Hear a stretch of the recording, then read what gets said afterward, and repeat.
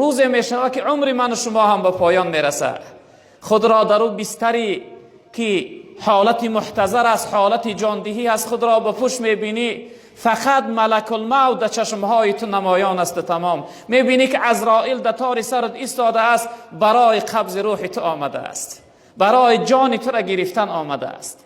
فراموش نکن برادر، هر نوعی که زندگی میکنی فراموش نکن که روز این زندگی به پایان میرسه. فراموش نکن که حتما روز از دنیا میروی. مرگ خود را یاد آر و گریه بسیار کن، میروی روز به خاک و توشه تیار کن. ناگاه بود از این جهانت ببرند، از حلقه جمع دوستانت ببرند. غافل منشین زمانت ببرند، گر تو نروی کشانت ببرند. ببندند دست و پایت را، پوشانند چشمهایت را. این مزرع عمر از نشاط آمده پاک، دهقان اجل نکیش جز تخم هلاک. چون دانه گندم همه باسد دل چاک، از خاک برآمدند و رفتند به خاک. کجا شد سروری اولاد آدم؟ کجا شد احمدی محمود خاتم؟ کجا شد عامه معراج افلاک؟ به یثرب رفت زیر پرده خاک.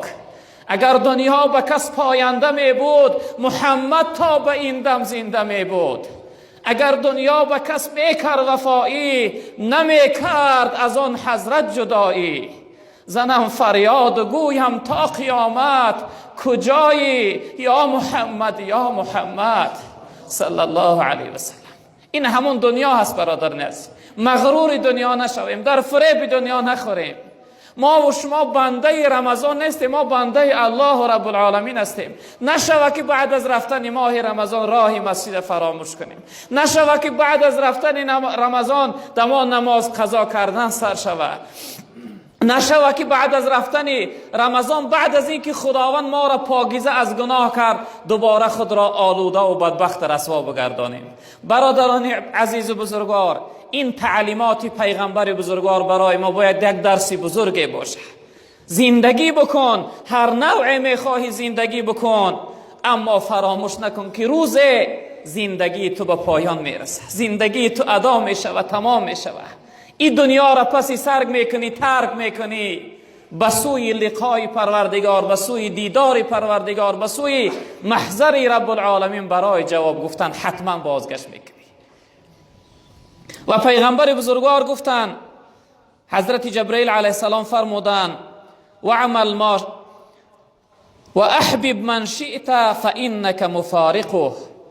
هر شخصیت را، هر کسی را میخواهی دوست بدار، اما فراموش نکن که آخر از دوست جدا میشوی. برادری عزیز و بزرگوار، آخر این زندگانی جدا شدن است. آخر از پدر جدا میشوی، از مادر جدا میشوی، زنت بیوه میمانه، فرزندت یتیم میشوه. پدر و مادر در ماتم و در داغ می نشینند. آخر از این دوست ها جدا میشه. امروز جداگی نکن برادری بزرگوار. امروز به برادر و اکا و دادرت قهری نبیست. این لحظه اندک دنیا کرایه نداره که امروز جداگی کنی، امروز قهری بیستی، امروز به هم دیگر دشمن شوی و بدبینی کنی. آخر جدا می شوی، آخر حتما تو را جدا می کنند. به همین خاطر امروز دوست بدار، امروز به قدر برس، پدر و مادر را احترام کن، دعاش بگیر. روز می روند والله قامتت می شکنه، خانت به نور می شود، تاریک می شود زندگیت. خیلی حیات دیگرگون تغییر می یابه، به سرپوشه می مانی. باورم نیست پدر رفتی و خاموش شدی، ترک ما کردی و با خاک هم آغوش شدی. خانه را نور اگر بود زی رخسار تو بود، ای چراغ دل من از چی تو خاموش شدی. بهار آمد نیامد بوی مادر، شدم پزمان چشم و روی مادر. نمی ارزد هزاران نوده گل، با یک تاری سفید موی مادر. برادر بزرگوار، به قدرش برس که نمی آبیش. والله قسم ده آرزو مثل من بر این می سوزی، می خواهی که یک بار پیداش کنی. ای پدر جان بگوی دیگر نمی آبیش. میخواهی جای تنهایی باشی، یک فریاد کنی تا اینکه درون سینت خالی شود، چون اینجا هم پیدا نمیکنی. برادری عزیز و بزرگوار، به قدر پدر و مادر برس. برادری عزیز و بزرگوار، به قدر برادر برس، به قدر یار و دوست برس، آخر جدا میشوی. چه نوعی که امروز از رمضان جدا شده ای ساده ای، روز از این عزیزها جدا میشوی. اگر تو نروی حتما اونها از تو میروند و جدا میشوند. یک عمر از این بی پرواگی و بی احترامی میسوزانند تره. یک عمر از فراق از داغشو میسوزی برادری عزیز و بزرگوار. و آخر جبرئیل علیه السلام گفتند و عمل ما شئت فانک مجزی به. عمل کن، هر کار میخوای برادری عزیز بکن، ایرا فراموش نکن که آخر از این کردار جزا میبینی. اگر عملی خوب باشه، با سر بلند، با آبرو، با عزت و با حرمت نزد پروردگار میروی. پروردگار تو را دعوت میکنه و قبول داره، میگه ارجعی الی ربک راضیه مرضیه. بگر بیا به نزد پروردگار، تا خداوند از تو راضی هست، تو را از خودش راضی میگردانه. چقدر با حرمت و با عزت می روی. با ملائک روح پاکش جانب رحمان برفت، جمله گریان او خندان برفت. اما اگر عملی بد کردی، وای به حالت. و من اساء فعلیها، من عمل صالحا فلنفسه و من اساء فعلیها. عملی خوب کردی، والله قسم فایده جانت خست. هم خوشبختی دنیا و آخرت میشوی، هم دنیا تا آباد میکنی، هم آخرت تا. اما عملی گناه و بد کردی، وای به حالت برادری بزرگوار من، که هم دنیا تا ویرانه میکنی، هم آخرت. پیغمبر بزرگوار صلی الله علیه وسلم تا حضرت جبرئیل گفتن وعلم ان شرف المؤمن قیامه باللیل. برادری بزرگوار، بعد از گذشتن ماه رمضان نماز شب فراموش نکن. پیغمبر بزرگوار تا حضرت جبرئیل گفتن که ای محمد صلی الله علیه وسلم، بدان که شرافت و بزرگی انسان در قیام و در نماز شبش است. اگر بخواهی که در نظر خدا بزرگ شای، اگر بخواهی که در نظر خلق خدا بزرگ شای، شب زنده‌داری را اختیار کن. پس از شب زنده‌داری خون مردم میخورد، دائما از مردمی شب زنده‌دار اندیشه کن. از انسان‌هایی که شب زنده‌دار هستند، عبادت شب دارند، از تیر آه اونها حذر کن. از اونها خیلی هوشیار باش که تیر آه اونها بسیار نشانرس هست. برادر بزرگوار، بعد از رفتن ماه رمضان برای خودت وظیفه کن، توشه آخرت ذخیره کن، زاد توشه آخرت جمع کن، نماز شب داشته باش. حضرت جنید بغدادی رحمت الله علیه وفات کرد.